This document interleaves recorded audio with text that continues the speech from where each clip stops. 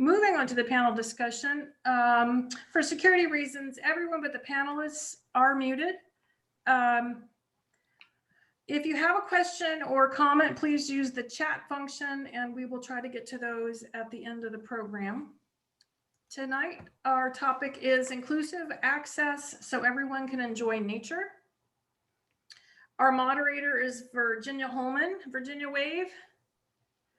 Author and founder, Island Wildlife, which is the Cape Fear chapter of the North Carolina Wildlife Federation.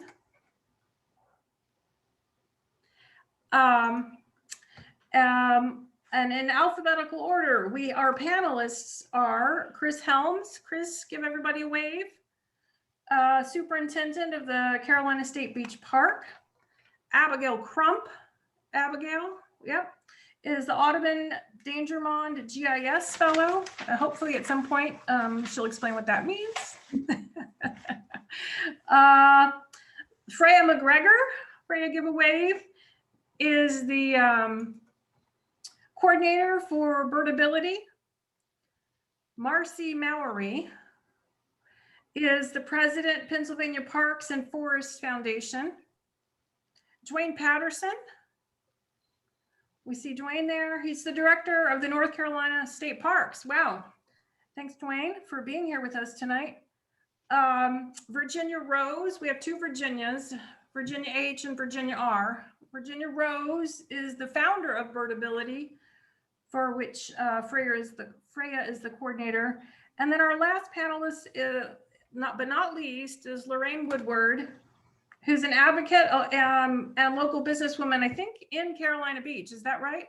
Yes. Yeah. Okay. So with that, I will turn the discussion over to Virginia. Great. Are you able to hear me, Anne? Wonderful. Thank you for the lovely introduction, and thank you to all of our panelists for joining us this evening. I'm Virginia Holman. When the Cape Fear Sierra Club got in touch with me to give a presentation after an article I wrote on outdoor accessibility was published in Sierra Magazine, I instead recruited this robust group of expert panelists because there is so much to say and learn about creating outdoor environments of inclusion. And I'm grateful to each of you for joining this conversation tonight. Tonight, we're talking about physical disability and accessibility to outdoor spaces, often places where we go to play with others in the community and our families, yet also where we go to be alone. Though our focus this evening is on physical disability and accessibility, it's useful to recognize that people aren't ever just one thing. So our conversation may lead us to places where part of who we are intersects with another part of who we are. And that doesn't necessarily mean that we're getting off topic, but we'll try to keep our touchstone throughout the conversation on physical disability and outdoor accessibility. And another thing worth noting is that this is really just a conversation that we happen to be having in public. We're all gathered here to think deeply about human accessibility and also the rights of nature in ways that we might not have considered previously. And to that end, it's useful for the panelists and the audience to remember that at times we may be thinking aloud, or as someone I know put it this year, speaking in rough draft. So I want everybody to feel like they have permission to speak imperfectly and in rough draft when necessary, because that's where the good stuff is. I'll divide the evening into 4 loosely timed segments. And our first segment will begin the conversation with our panelists with physical disabilities.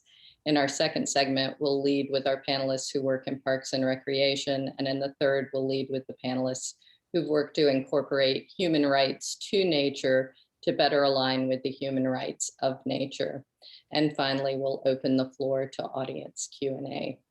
And I'd like to ask the audience again to hold their questions till the end. Feel free to type them in the chat box as we go along. And we should have about 20 to 25 minutes at the end for Q&A.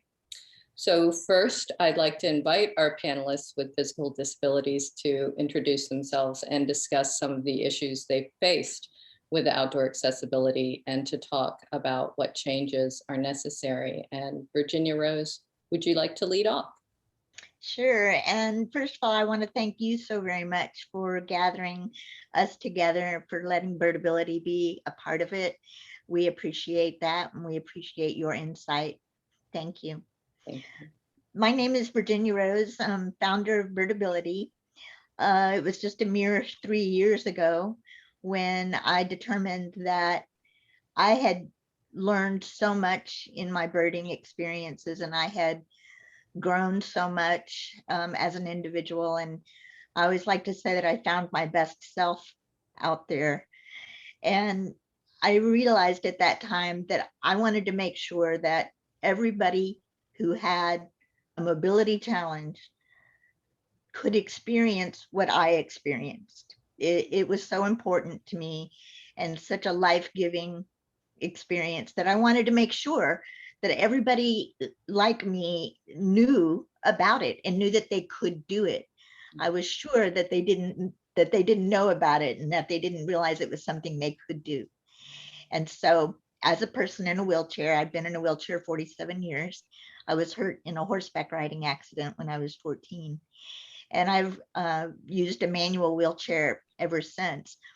And when I began birding 20 years ago, I realized how much I could do outside and in a way that I never had before.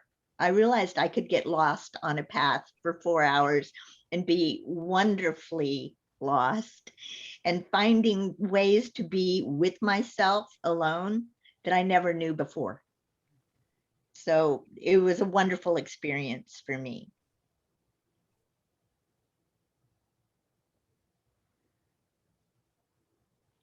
Is there more that you want me to add about my physical disability or about the barriers I see right now?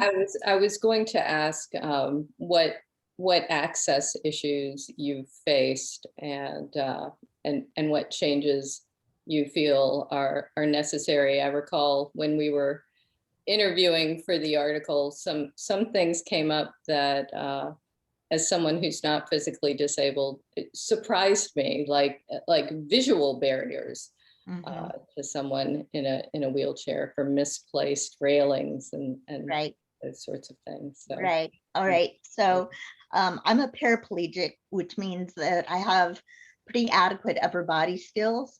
And so when I was out wheeling, the very first barrier that you could encounter would be a parking lot.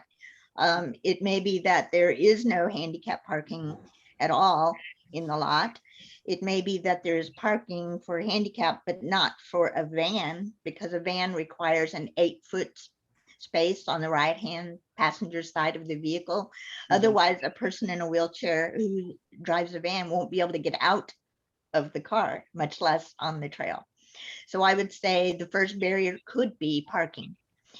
In addition to the barrier of parking, the parking lots themselves can be on such a steep slope that it's difficult to maneuver once you're out of the vehicle.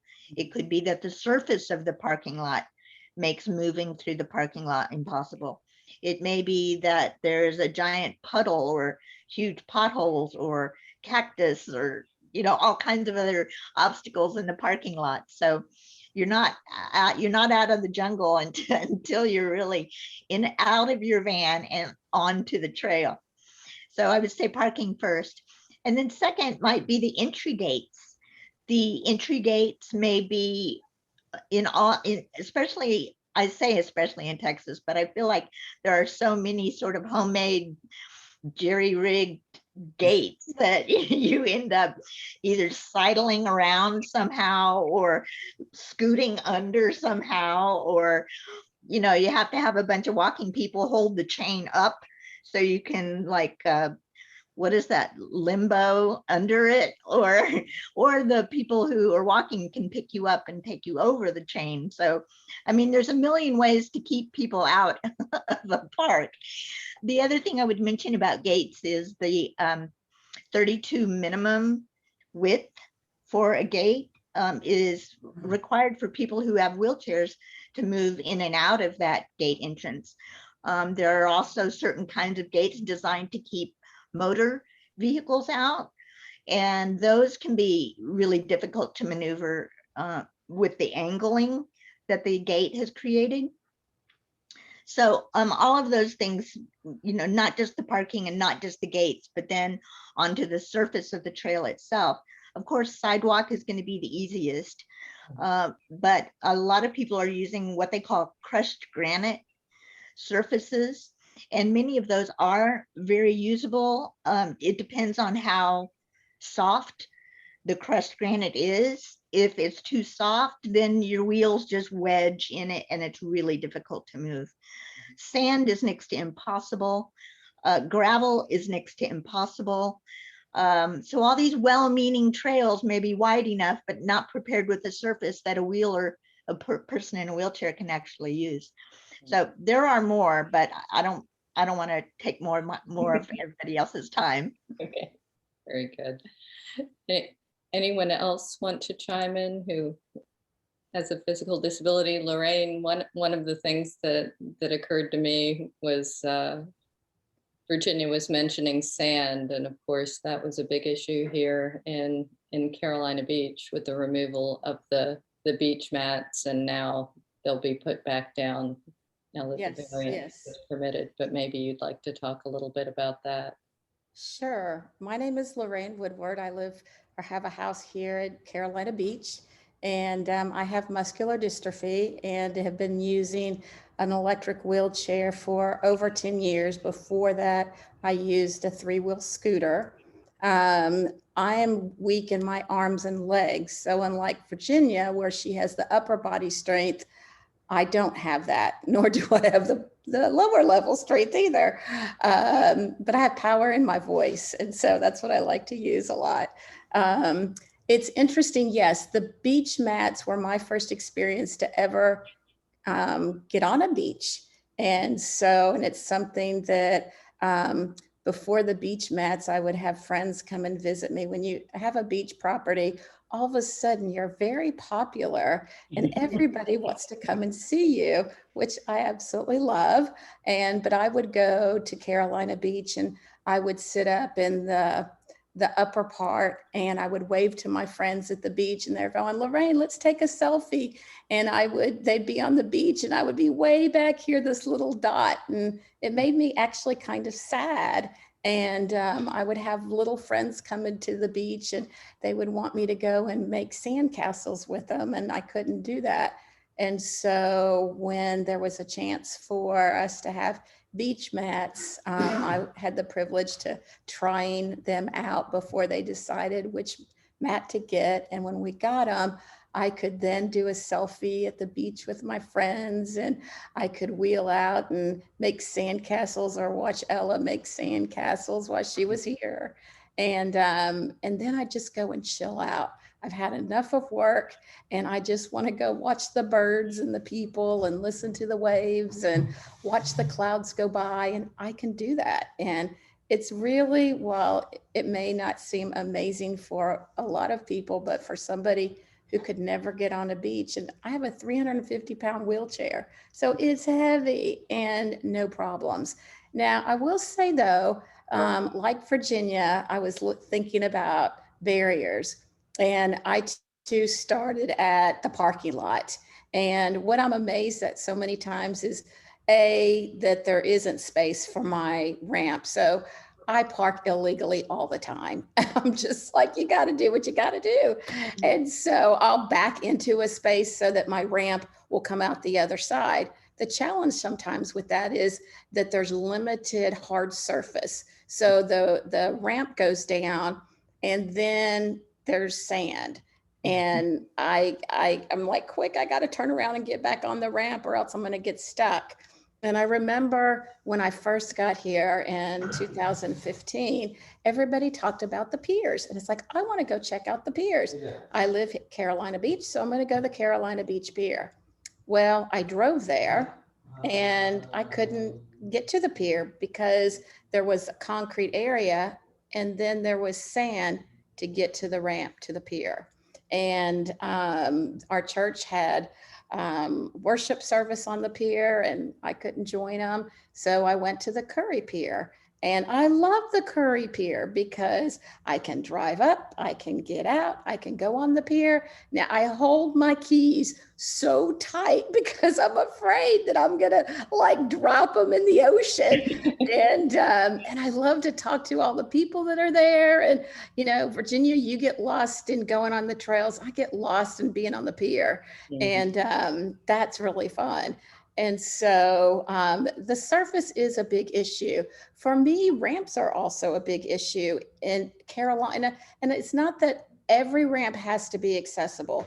For me at Carolina Beach, I know one ramp is too steep and I would fall forward going down the ramp. So I just go backwards. And I really like to mess with people. They're looking at me like, what are you doing? And so I act like it's regular, like, what are you doing? You know, and I go down backwards.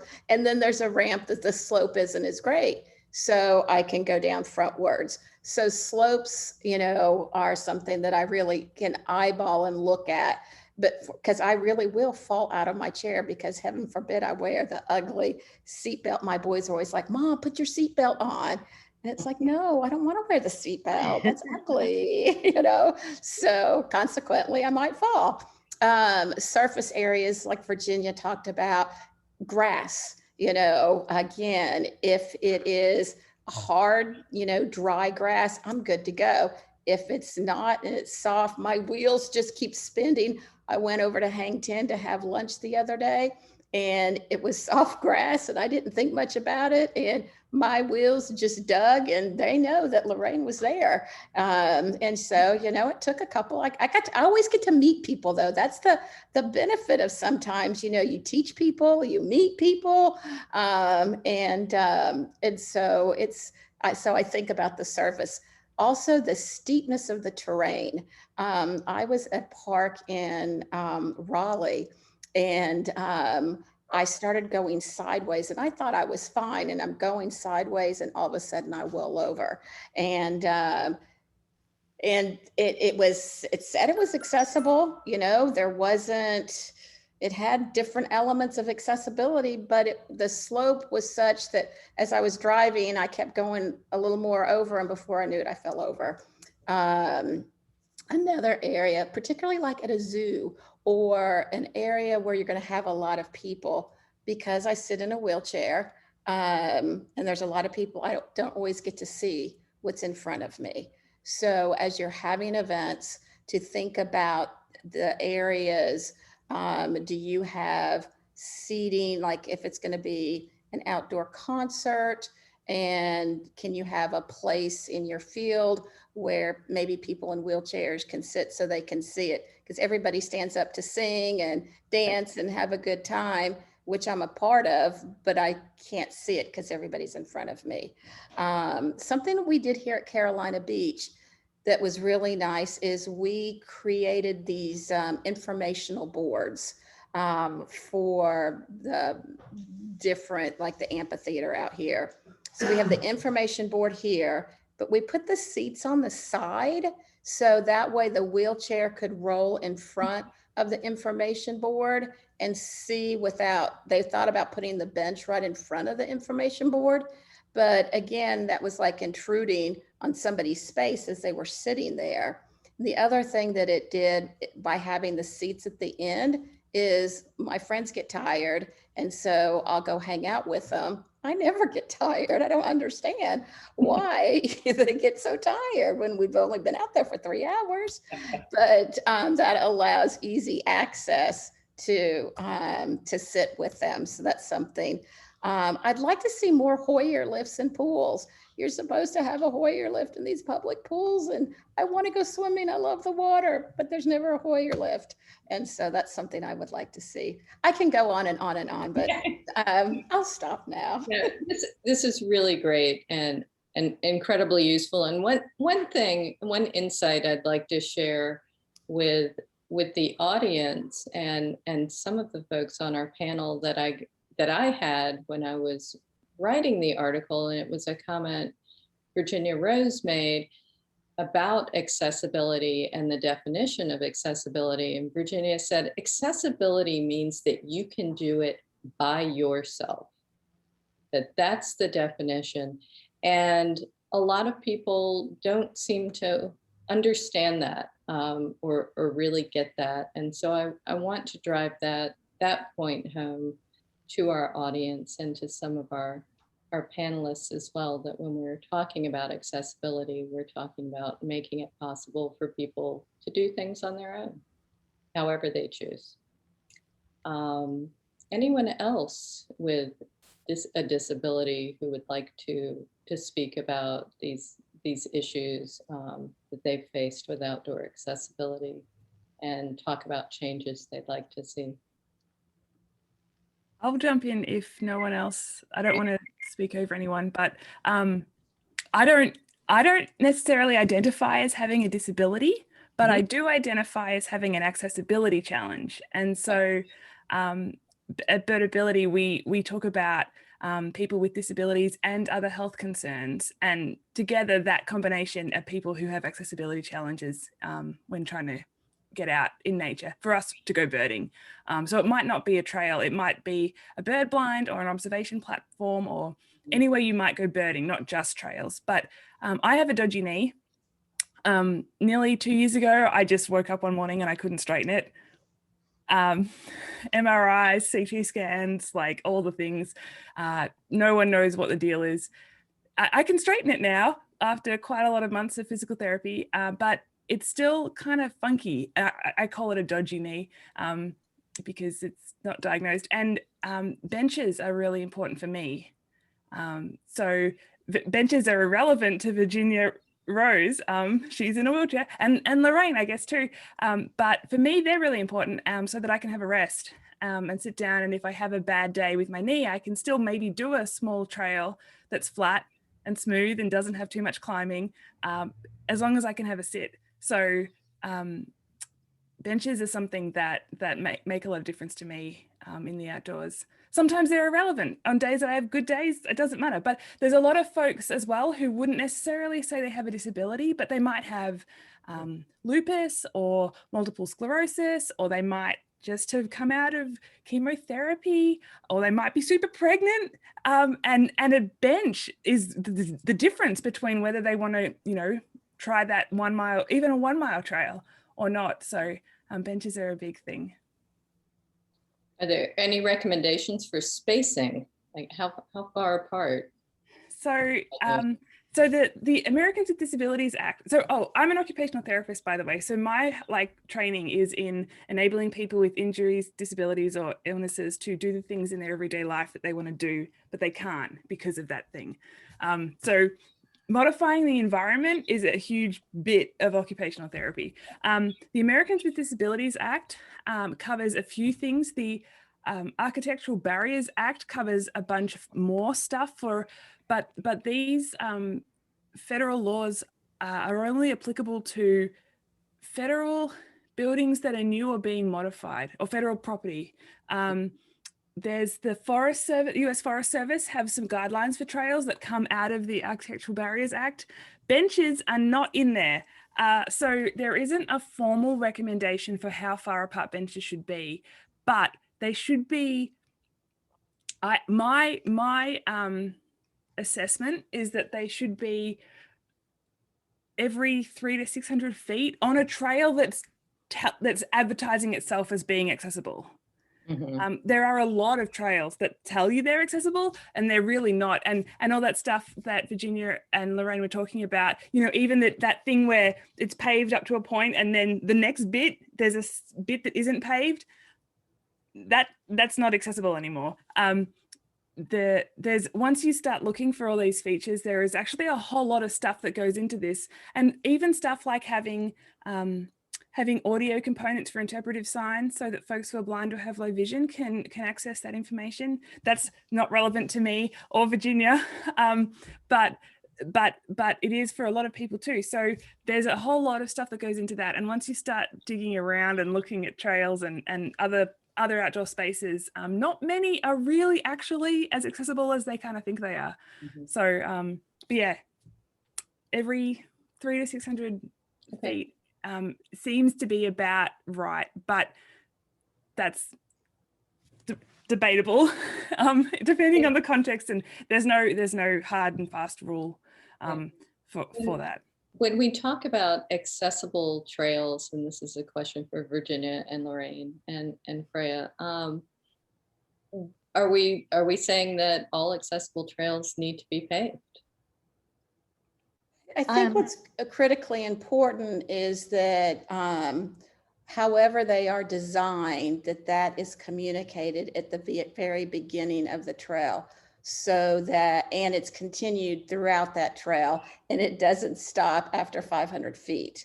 And so I think the key, and keeping a budget in mind, is that most critical is that information be posted, maybe brailled, as well as updated on their technology. If it's a website, if it's a social media platform. But I think that's the key, is that accurate information be communicated and shared. Yeah, I agree, Lorraine, very much. That's something that we're all hoping for, is to get just really good signage that's accurate, that helps everybody, whether or not they have a disability, know what that site is all about.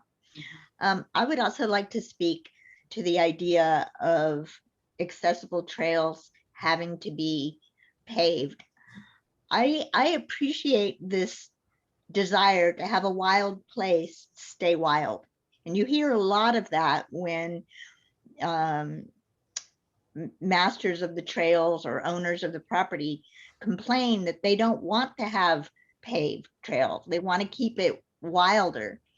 And I also like the idea of keeping the trail as wild, quote unquote, as you can.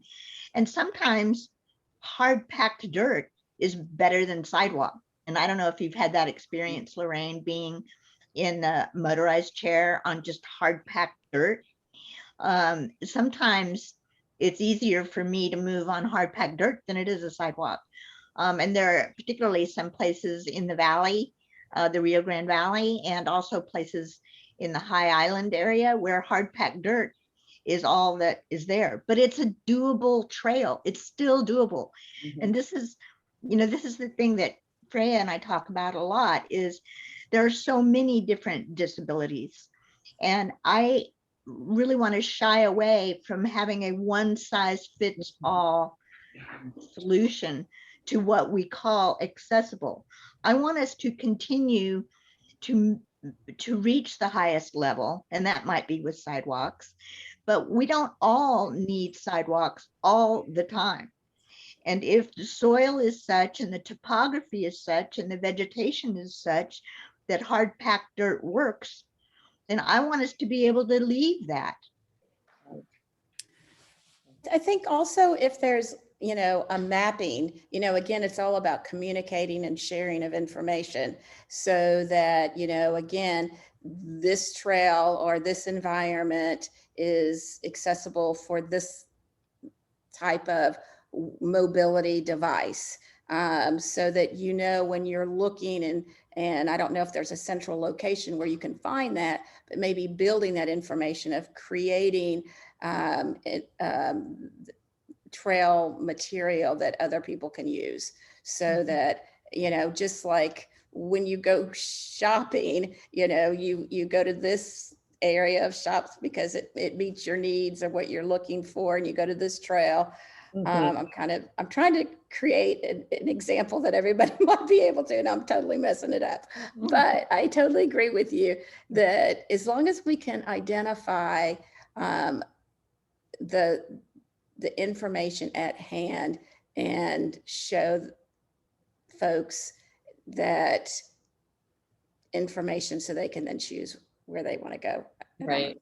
So we have what you're wishing for, Lorraine. Yeah, but it's new, so it relies on people to contribute to. So it's not like the final resource as it currently exists. It's crowdsourced, so it needs people to add to it. That's the Birdability map. But before I show you that really quickly, I want to give a plug for boardwalks. They can be very accessible, but like boardwalks and concrete paths and dirt trails, if the maintenance isn't kept up, it might have been the most amazing accessible trail when it was built, but boards can flick up and become trip hazards. Concrete can crack with roots coming through. Vegetation can grow over and encroach over that trail width that you need for wheelchairs and other mobility devices to be able to pass each other well. So if maintenance isn't kept up, it doesn't really matter how accessible it was 2 years ago. So that's kind of the big shadow over accessible trails is maintenance. Leaves, if you're somewhere where autumn is a big deal, I've been on a trail that would have been fantastic had it not had like a 5-inch carpet of leaves over the top. I could walk over it, but someone with a wheeled device or who had reduced gait because they maybe had Parkinson's disease, you know, that would have been a real effort. It was thick. It was a big dose of leaves. Slippery as well after it rains.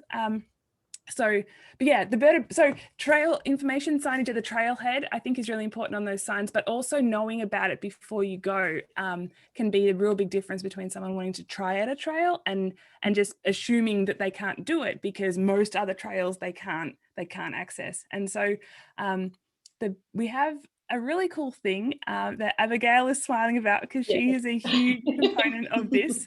The Birdability map you can get to it through our website, which is birdability.org. And the way locations are pinned to the map is that anyone can submit a site review and you don't have to know what you're doing. You just have to have observation skills. So it's a really straightforward checkbox survey asking you what's there. Is the trail concrete or asphalt or crushed stone or mud or mulch, or how wide is it? How steep is it?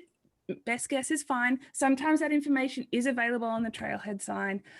Is it shaded or partially shaded? Or people who have lupus, sunlight is a really big deal. So like shade is important. There's a whole lot of stuff, and that's all in the site review survey, which you can do there, or you could know what you're looking for and come home and do. And you don't have to make any judgments about whether someone in a manual wheelchair or someone in a power wheelchair could or couldn't manage it, because even in the whole spectrum of different accessibility challenges, different manual wheelchair users and different power wheelchair users will have different abilities as well. So you don't have to make that call. Let them make that call when they're reading this information. And so if you would like to help build it, please do add a site review for a trail or another birding location near you. Piers, that's a great, I haven't really been thinking about piers, but people go birding on piers all the time. So yeah, it's hopefully that will become this, it's already got 530. Abigail will know the most recent number, more than that. What is 80? the name of it again? The Birdability map. I'll put a link in our, actually, can I share my screen? Yes, I have allowed you to. Absolutely. Okay, here we go. So our website looks like this, birdability.org. And up the top, this is the easiest way to get to the Birdability map. And when you click on that, there's Virginia Rose up here.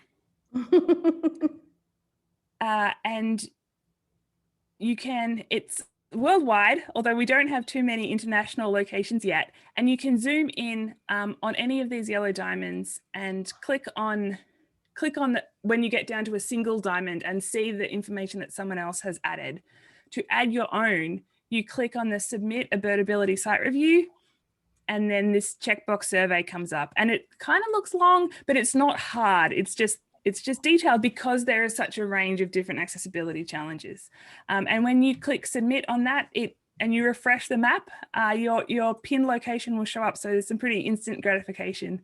And it's legitimately amazingly helpful resource for a bunch of people. And 2 years ago, the summer that I had planned on hiking up the White Mountains in New Hampshire and could hardly walk half a mile without pain, this resource would have been exactly like, this was what I wished for then, but it didn't yet exist. So it's really exciting that it does now.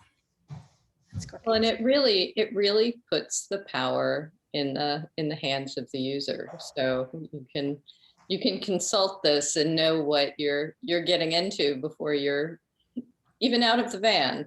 Right? Right. What we would really love to see as well is that different state parks, national parks, nature centers, Audubon chapters, bird clubs, Sierra clubs, anytime that there's an outing or a description of the trail, you can link straight to a site review. So you don't have to know what all you need to write on your website. You can just link to ours, like it's all good.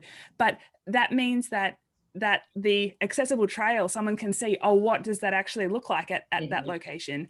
Or on a bird outing or a Sierra Club outing, they could say, like, oh, that's where you're going to go. Okay, that's way too hard for me, but I'm glad to know that now, so I didn't, come. Or, hey, that looks like it's a thing I could actually have a go at. I'm glad to know that. I'll come along and try it out. That's fantastic. Thank you.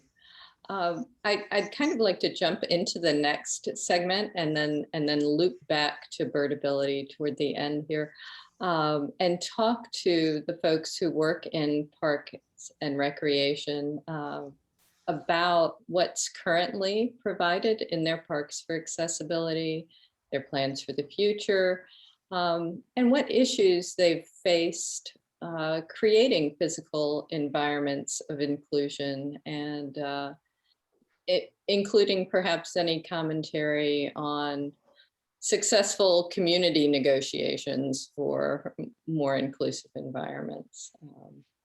I'm thinking of Marci Mowery in that regard as well, because I know she's done a lot of community advocacy. So either Chris or Dwayne, Marci, any of you who would like to lead off? Dwayne? See? I'll let Chris go first. He's Okay. he's probably knows a lot more than I do, I'm sure. Okay. Very good. Yes, since we're the boots on the ground, right, boss?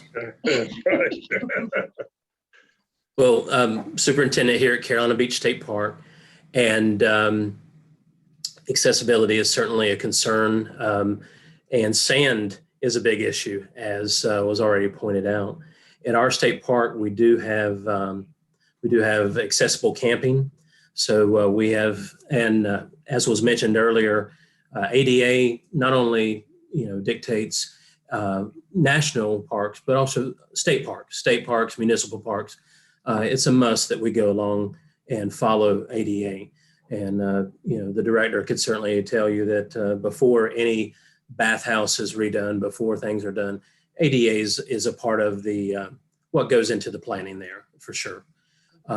So in our campground, just as far as what we have now, we do have 2 tent sites that are considered accessible. We have our bathhouses that are accessible. The tent site literally has a sidewalk leading up to it. But then in 2016, we did additions of RV site and camper cabins. So a camper cabin is accessible with more concrete around the fire pit, tactile surface right in close to the fire pit, and even the fire pit is elevated, taller than other fire pits. And a lot of folks, we do obviously many times have folks that are non-challenged that stay on those sites, and it's almost like a light bulb goes off. They look at these tall fire pits and, why are they like that? And then, oh yeah, I see now. If I were sitting in a wheelchair, I could lean right to the side and be tending to my fire and enjoying a s'more. But so we do have camping options that are there, and we've also this year, so we've done a renovation of bathhouses, and the bathhouses being renovated, we actually added additional parking. So parking, as I've heard already, is a big deal. It's not just the trail; it's being able to get there and access the trail. And so similar thing for even camping. Maybe you weren't able to get those 2 particular campsites. You still have challenges of some sort, but could get your car to this parking spot, and then you're able to get to the bathhouse. So we've improved our parking just actually in a portion of our campground that's about to open in the next couple weeks, and by mid-May we hope. So that's the most recent, but we don't have a full pier like at Curie Beach or Carolina Beach, but we have an accessible fishing deck. So I should have pointed out, but we're one of the smaller state parks as far as land acreage, 761 acres. But we do have a lot going on at this state park, a lot of diversity in not only ecosystems and habitats, but things to do. And we're one of the few state parks that has an actual marina. So at our marina, there's boardwalks and docks that folks could, that are accessible, even getting down to a boat. I'm not going to say we have, it would probably, if someone went down to a boat, it would be challenging, would need some assistance to get on the boat. We don't have special lifts or any kind of special devices of that. But then just across the parking lot, we do have our fishing deck. That fishing deck is concreted and a pretty level surface, but there comes the challenge of sand. The Cape Fear River is fresh water that comes down all the way across North Carolina and then blends in with salt water here at the coast. So it's a brackish water.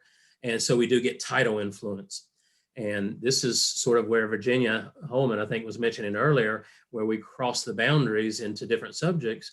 And there's no doubt about it. We're seeing higher elevated tides than we've ever seen before. We are seeing elevated river levels, full moon, king tides. You know, you're going to get water up on that sidewalk. That's going to push sand up on the sidewalk. And therein comes what Freya was talking about. You can have the most wonderful fishing deck. You can have a concrete path leading to it. But then you've got all this sand that wasn't meant to be there, that wasn't planned to be there. But our staff has to attend to that with a flat blade shovel and get that out of the way. So, because you never know when someone is going to come and they have planned their day to enjoy fishing in the Cape Fear River with our accessible deck. And that's fantastic. We're glad. That deck, I will add, has been around since the mid-90s. It was in fact, it's been torn down and destroyed by hurricanes more than once and rebuilt. We'd love to have a little bit more of a pier there. If Boss Man maybe get some more money, we could do an actual pier. But right now, we still enjoy, we have to keep an eye on that. And I drive through or ride through and I go, there's sand from the latest high tide. We got to get a hold of that. So it's a constant challenge, but a constant thing that we enjoy that challenge because we want folks of all races, ethnicities, and abilities to come into the park. I can tell you in 2020, about this time last year, the area beaches closed. Most every recreational use in the area closed. We at our state park were one of 12 state parks that remained open to the public. And talk about being inundated with people. We broke records last year. It was our river shoreline became the beach. We had folks, our parking lots were filled. Hopefully there was still parking available for people with disability challenges. We tried to keep an eye on that aspect, of course, but there was folks from all over utilizing our park. Our trails, I've kind of hit all around, but we do have a couple of trails that are readily used. Our fly trap trail has a mixture of boardwalks and more of a firm soil surface, has had a mixture of mulch there in the past. And that mulch does, so since we're not on the beach, we're about 2 miles from the Atlantic Ocean, but our soils are going to be dominated by sands. But the mulch actually does help to firm that sand up some. And also as the mulch deteriorates, it puts some organics into the soil. And we see that is helpful for a surface. That's our fly trap trail and Venus flytraps. Here's another side message, Virginia. Venus flytraps occur nowhere else in the world except about a 70-mile radius of Wilmington, North Carolina. And we are fortunate to have them growing right here in Carolina Beach State Park. It is a real live bucket list item for folks to come see a Venus flytrap in the wild. Mm-hmm. And whether they be from Ohio, from New York, from Australia, wherever they're from, people come to see our Venus flytraps. So that flytrap trail indeed is considered accessible. It is, I am concerned almost all the time, is it accessible enough for folks? But it's nice and firm. We've had folks here successfully go on that trail. The little boardwalk areas that we have are level and flat. Boardwalks are great, as Freya said, but it's also important to have a little kick plate around that boardwalk, a piece of 2x4 around there, because you don't want folks, rolling off, or people with other challenges that might accidentally fall off. Not high elevated, literally only 2 feet off the ground, but still very important. You don't want folks tumbling there. Additional newer trail that we have is called a fitness trail. And this fitness trail is tied in very closely to the town of Carolina Beach's actual recreation center, fitness and recreational center. So just across the parking lot, we have a 1-mile loop that is of that crushed granite, crush and run, crusher run, whatever you want to call it, surfacing. And it is definitely firmed up. As Virginia Rose was mentioning earlier, there's drier periods. There's some periods where that crush and run is not as firm as it is in other periods. And with this, we actually put a liner underneath. It's very important to put a fabric, geotextile liner underneath, so that the crush and run doesn't just push down into the sand and dissipate. So it stays there. Certainly during damper conditions, it's harder, but it's never the consistency of sand, but it can be a little bit looser at times. Along that trail, there are some exercise stations. Those exercise stations are a blend. There are some of those stations that are accessible for folks to pull up in a wheelchair and to utilize. So we would like to add more to that. Again, it's very close to the town. It's sort of a blend where the state park meets the town recreation.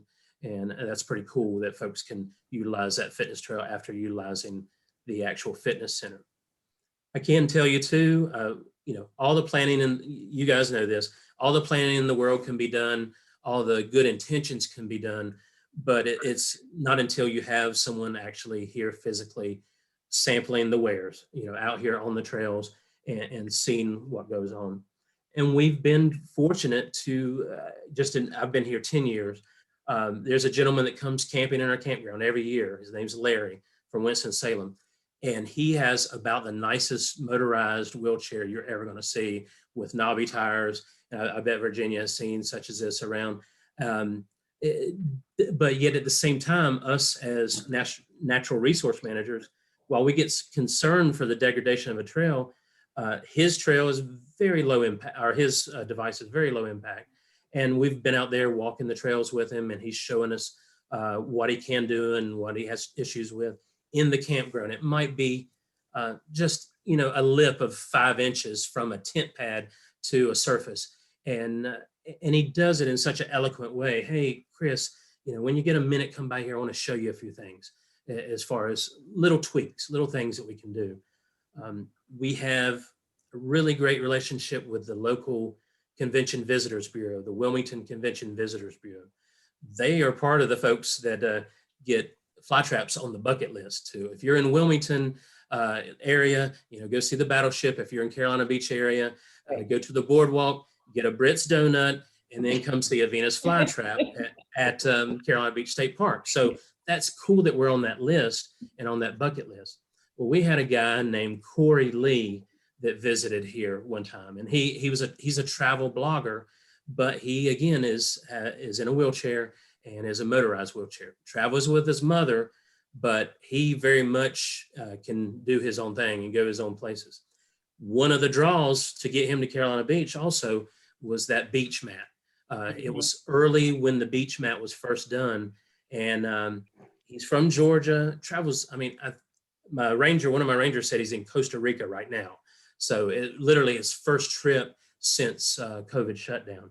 But he was able to get out on the beach there at Carolina Beach and did all kinds of travel blogger posts about that and made a big splash. But also at our place over here on the other side of the island, he was able to enjoy the Venus flytrap trail, see a flytrap in the wild. So again, it's good to be able to talk to folks on the ground that are here and see what we can do better. It's always something that we can do better. And while not, I'm almost done, but while not Birdability and the fantastic website that Freya showed and the map, there is something called Access North Carolina that we in state parks have. I know when I came into state parks in 1991, there's this binder with this spiral bound, and it's Access North Carolina. And it really does old school method of going through state, municipal, local parks, facilities, and much like was already said, telling what is doable, maybe what is different levels, even different surfaces.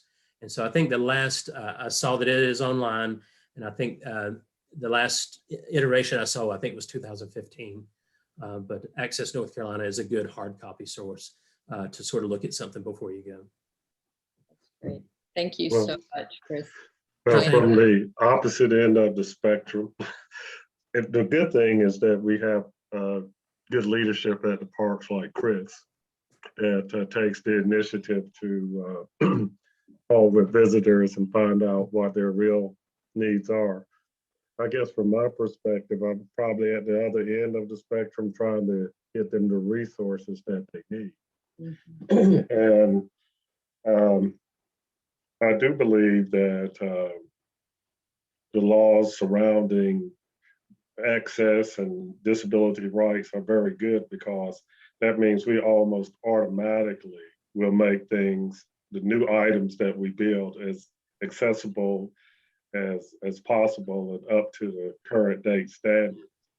Right now, we are renovating shower houses, cabins, campsites across the state in all 42 parks and recreation areas. And this year we have an opportunity to make it more transformative than ever before, because in the governor's budget, he has about $500 million in there for parks and park-related activity. Mhm. That's way, way beyond anything. For instance, I like the sound of that. yeah, for instance, PARTIF is normally, what we get from PARTIF is normally around $14 million a year. That's the Parks and Recreation Trust Fund that we do major renovations with. Well, for what's in the budget for this year, if it can get through the legislature, is $90 million. So the difference between 14 million and 90 million is quite a bit. And that's for the next 2 years. So it really will go from 28 million to $150 million. We have a lot of requests for more accessible parks.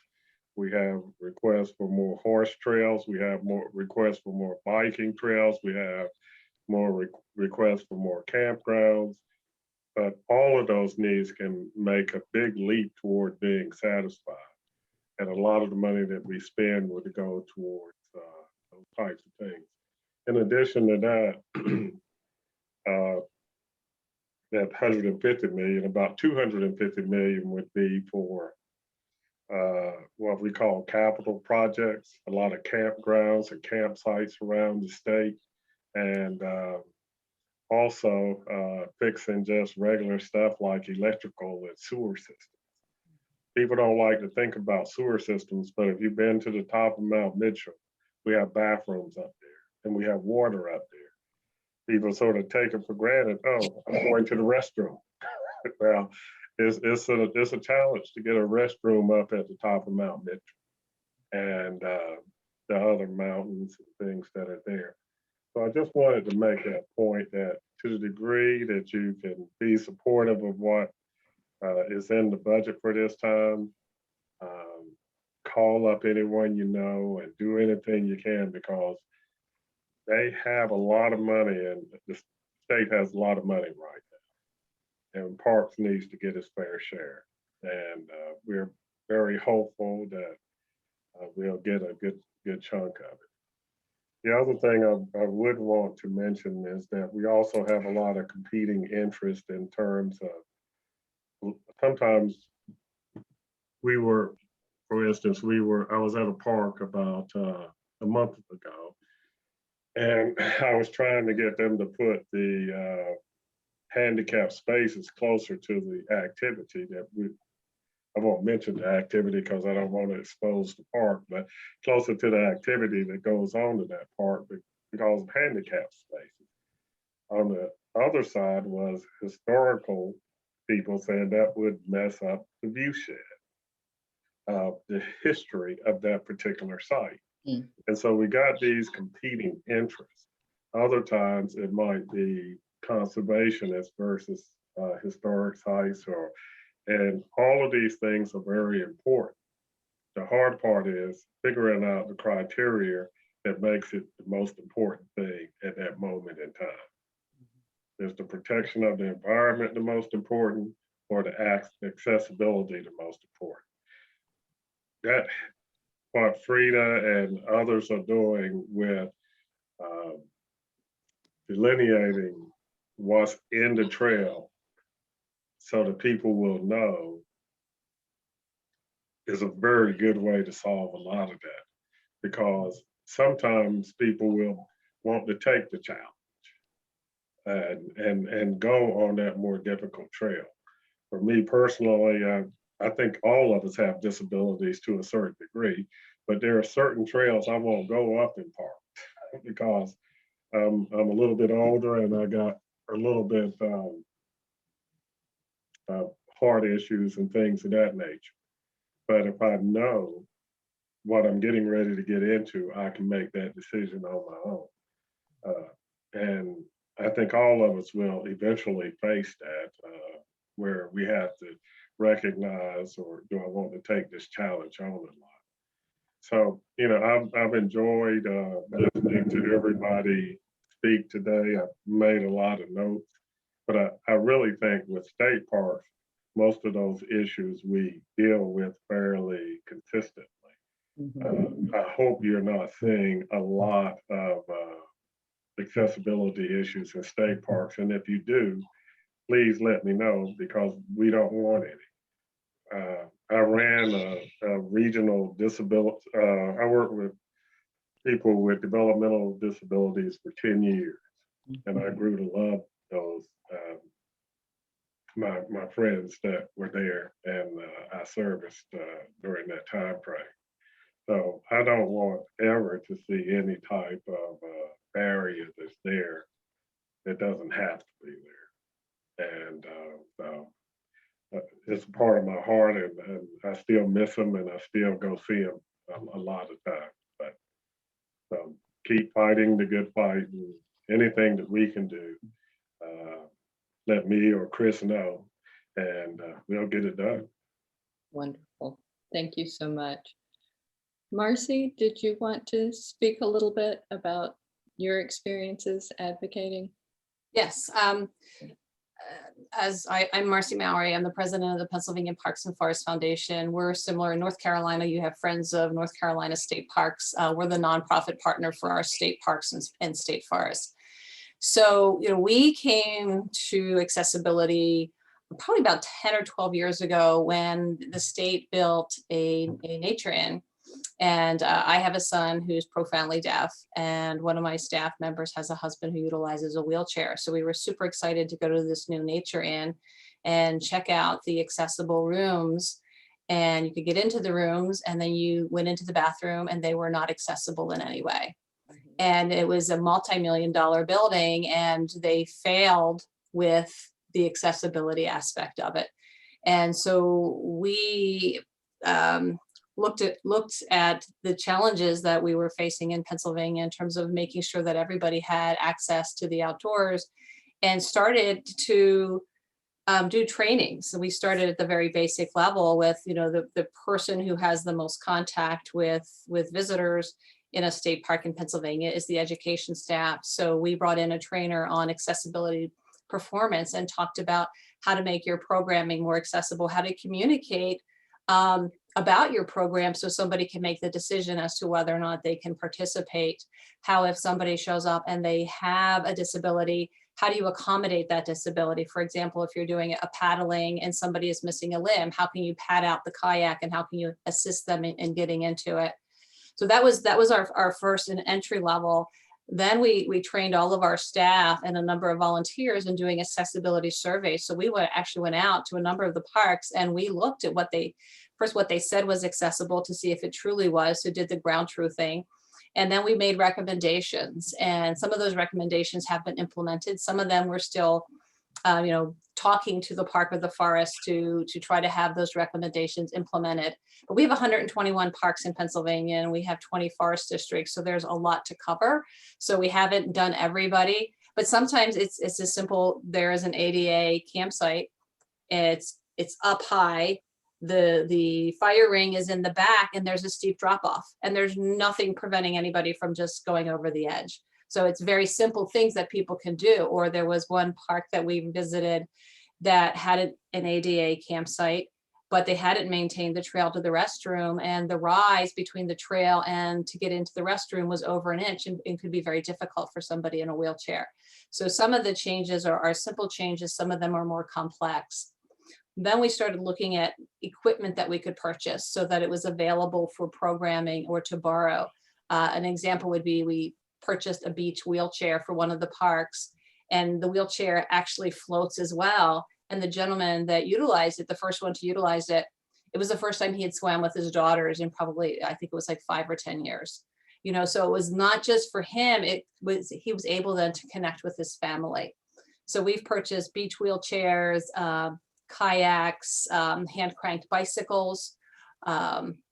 We've had accessibility fairs where we have demonstrators come in and look at and demonstrate different equipment that's available, or demonstrate how to do things. We had a rock climber come in who works with people that have limited mobility in their legs, and helping them to learn to rock climb. Then we started getting into the bigger equipment, and Chris and Dwayne will say some of it is very expensive. If you're looking at putting in an ADA kayak launch, the low end is $25,000, $50,000. Our first kayak launch is no longer there because it disappeared in a flood event, and the park didn't have enough time to get out and pull it in. There's $25,000 that floated down the Ohio River, never to be seen again. So as we're putting in some of this equipment that's water related, we're also trying now to balance it with climate impacts, and how do we make it as flexible and as durable as possible, so that if we're putting in a $50,000 dock, it doesn't disappear in a year or two. Or if the water drops or the water raises high, is it still accessible? It has the ramp changed so much that you can no longer utilize it.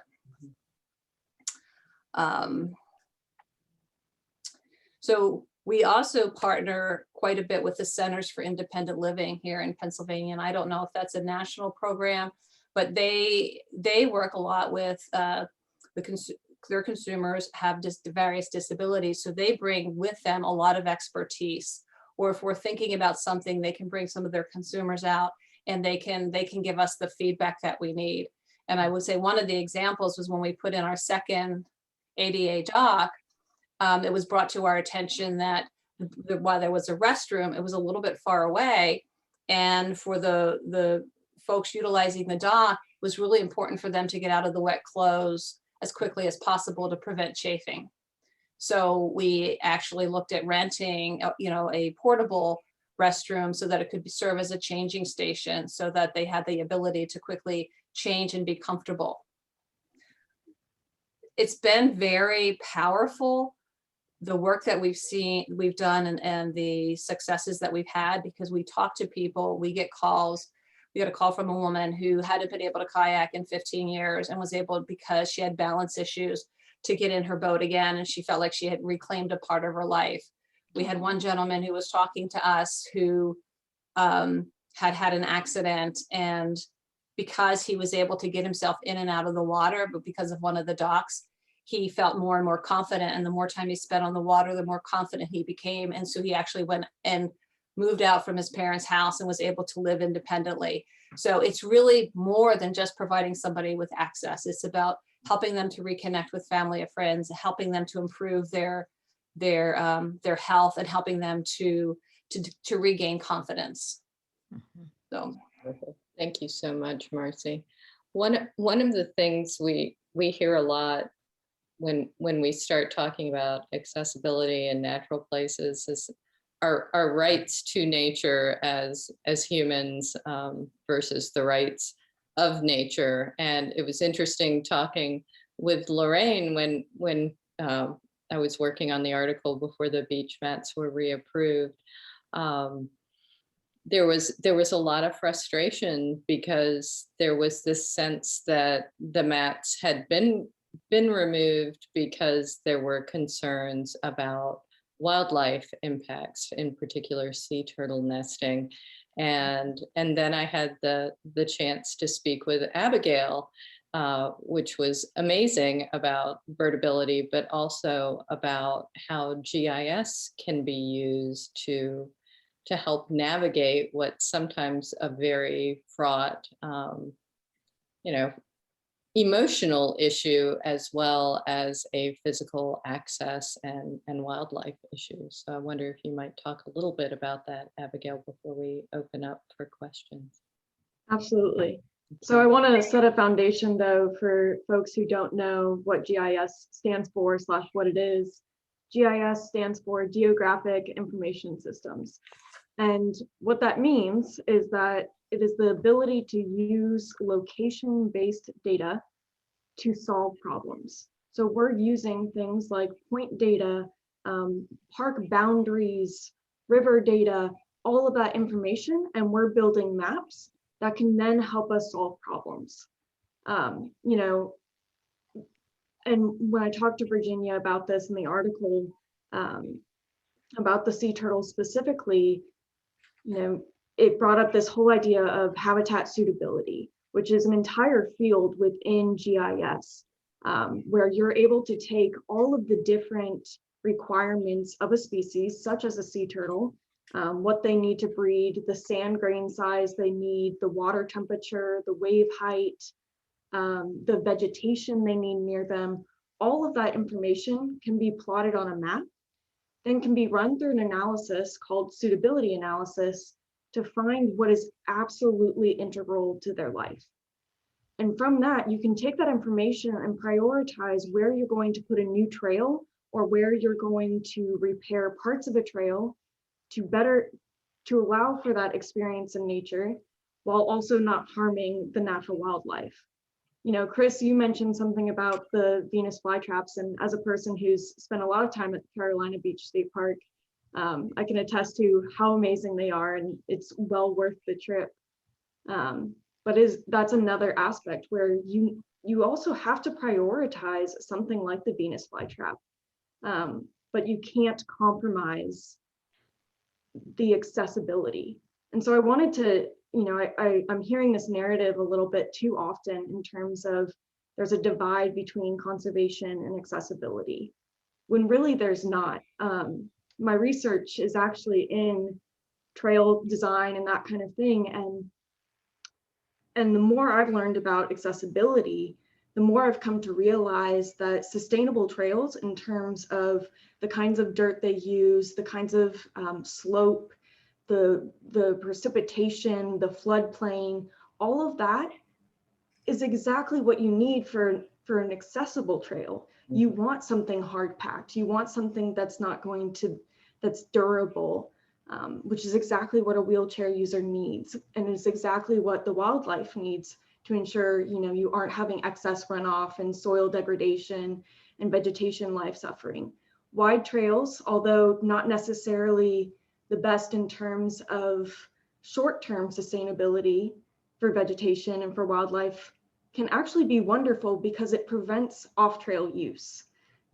For wheelchair users, when they come across, a trail that's 2.5 feet wide, they're going to go over the vegetation because that's what they need to do to access the environment. And if we design trails properly in the first place, to allow for that use, it'll benefit the trail in the long run.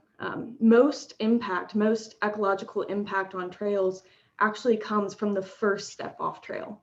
That first swing of the hatchet, anything like that, that is when the most damage happens. And so what's a little bit wider if it allows for accessibility? So that was something that was running through my mind. I think, Dwayne, you also mentioned something along those lines. So I wanted to make sure that was addressed, that as a person with an accessibility challenge, I full-heartedly believe that there is a beautiful combination that can be found between conservation and accessibility. And it doesn't have to be this stark contrast. But yeah, It's fantastic. Thank you so much. absolutely. I'm going to open it up for questions. My chat box is very, very small, so I'm having a hard time seeing if there are any questions in the chat box. Well, let me help you out there. I'm sorry. Thank you. Sure. There have been a lot of, there's been one question, I believe, but lots of comments. So just, Okay. I would urge everyone to check out the chat because there's a lot of good information there. I'm just going to run through that really quick. Okay. One is the link to the, which we already mentioned, the link to the month-long Wilmington Earth Day Festival, the link for that. For in the opening, right at the beginning of the meeting, Anna Campbell actually shared that the Cape Fear Sierra Club is excited to share 2 videos in the Parks project for MP Park and Halliburton Park. We're doing a project where we do videos of the best parks or our favorite parks in the area. So we got 2 available. We have 2 links for that in the chat. I posted the link to Virginia Holman's Sierra Club inside the concept of birdability article in the Sierra Club magazine. So that's there, the article that Virginia has been talking about with several of the panelists. Freya posted the birdability map. She posted a link to Corey Lee's travel blog. I posted the link to the North Carolina Department of Health and Human Services Access North Carolina Vacation and Travel Guide, Public People Disabilities, I think Chris mentioned. Freya posted several other birdability links, including access considerations, at welcoming and inclusive birders, and things that an organization can do for inclusion.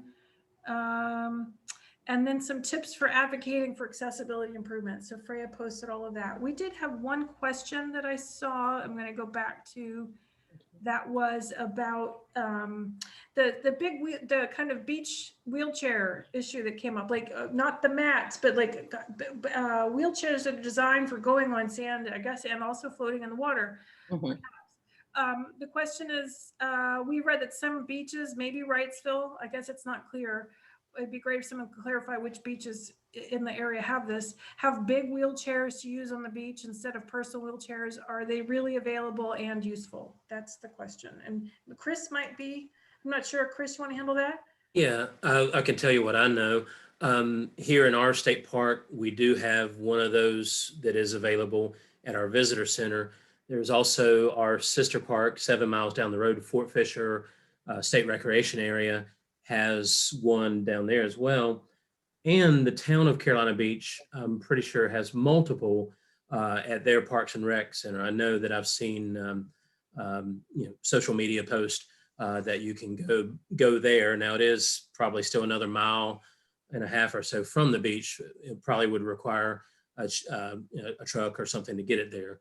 And I'm not sure if the town Parks and Rec folks will actually move that chair. I can't speak for them, but I do know that they're reservable there at the town Parks and Rec. I'm unsure about Wrightsville Beach, but I would imagine they have something similar. We have a wheelchair accessible property, and we have guests that come almost every week who need those wheelchairs. And it's very common that they just reserve them by calling the rec center. You do have to pick them up, but they fit comfortably in a wheelchair accessible van or a truck, and you can reserve them free of charge anywhere from 1 day up to a week. So the rec center, you can also, as Chris mentioned, that they have one there as well. You know, one thing that occurs to me, I love the birdability map, and during this conversation, it just occurs to me how useful it could be for the parks themselves to periodically consult and see, oh, what's being said about this park or that park, or if Dwayne wants to go on and check out what what Birdability users are saying about various parks. That's one way to get just feedback, almost immediate feedback, and share it with staff. And it's while such a cool app. while Dwayne is here, perhaps that could be a thing that the entire state parks take on as a thing to get rangers and volunteers out to do these site reviews for any trail that's even reasonably accessible. It doesn't have to be perfectly, not many Right. trails really are, but anything reasonably accessible can be added to the Birdability map, and that would be a really cool project. And a lot of different Audubon, because we're about birding, a lot of different Audubon chapters are taking that on as a project. And it's not I mean, surveying all of your parks in a whole state is kind of a big project, but the individual site reviews are not intensely, demanding or anything. And a lot of folks really enjoy that. So just Well, I did write. Yeah. I did write it down to talk to staff about it. I don't want to overpromise until talk to everybody about it. One thing I will also mention, we also give out of our part dollars, 5% of them go towards beach access, and we actually give it, I think, to those people that build those beach access things down there. They haven't spent all of their money. If you contact them, they might consider buying more of those wheelchairs or chairs to go out on the beach. But it's not our money, it's their money. So I'm fine giving it away to you. But they have, when we look at it, it's several $100,000 that they haven't spent, and that we've asked them about what they're going to eventually do with. Okay. So, What area was that within the budget that had money? I think it's coastal What area department? management, and but we give them money for beach access. Okay. This is beach access, and so I can get that to Virginia or to the Cape Fear Sierra Club group.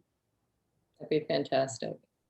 And you can go to them. Just don't tell them I sent you. I'm sure you'll all keep my secret.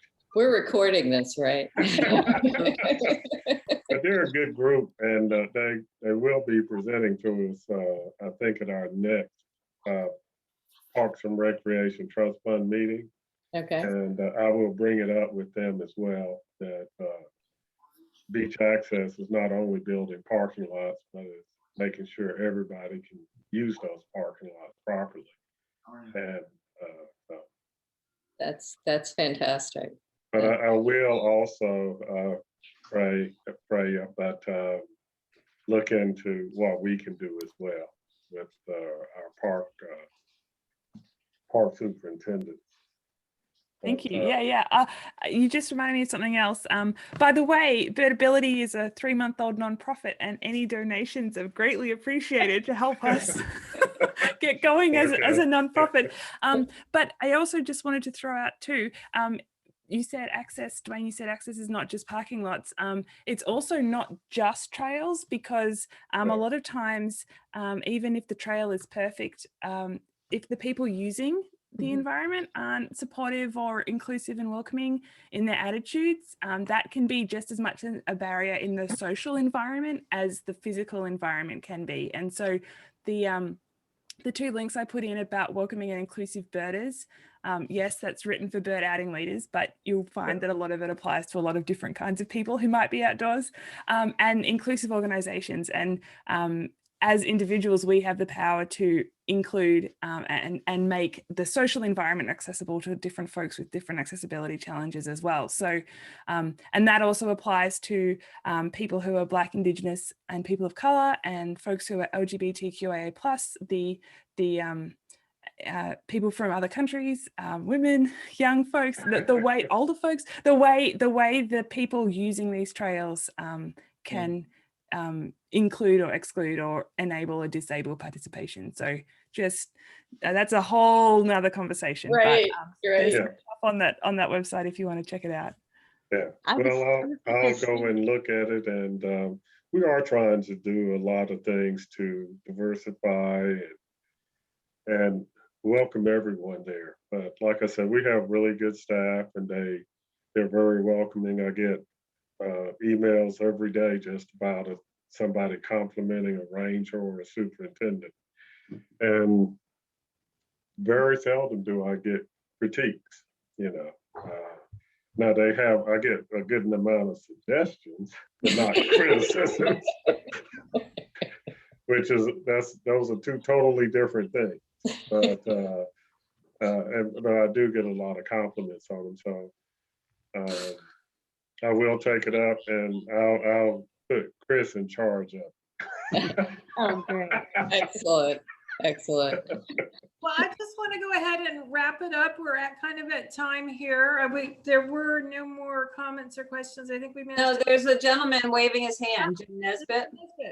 Oh, I just wanted to, this is Jim Nesbitt with Cape Fear Audubon, and I just wanted to put a broad point out for Freya doing a webinar for us on the Audubon website. So if you're interested, go to our Cape Fear Audubon website, and on the calendar, go to May 27th. And we look forward to a great program from her and making birds accessible to the world. Thank you. Thank you for that. So I want to go ahead and plug our next program, Monday, May 17th at 6:30. It's going to be about the clean transportation policies of the Biden administration. And I want, everyone's been given the chance to unmute because I want to give, I have to say, I personally really learned so much from this program and really enjoyed it. And I want to thank everyone, Virginia, both Virginias, Lorraine, Freya, Marci, Chris, Dwayne, Abigail. I got everybody, right? What was so informative and so enjoyable. Thank you so much. Let's give everybody a big thank you. Thank you. really appreciate it. And I hope to see Yes, thank you so much. next month. Thanks again. Yep. And Thank happy you. Earth Day. Don't forget the actual Earth Day on Thursday. Very good. All right. Bye, y'all. Everybody Thank you, out. everybody. Thank you. Thank you. Frank. Appreciate it. Thank you.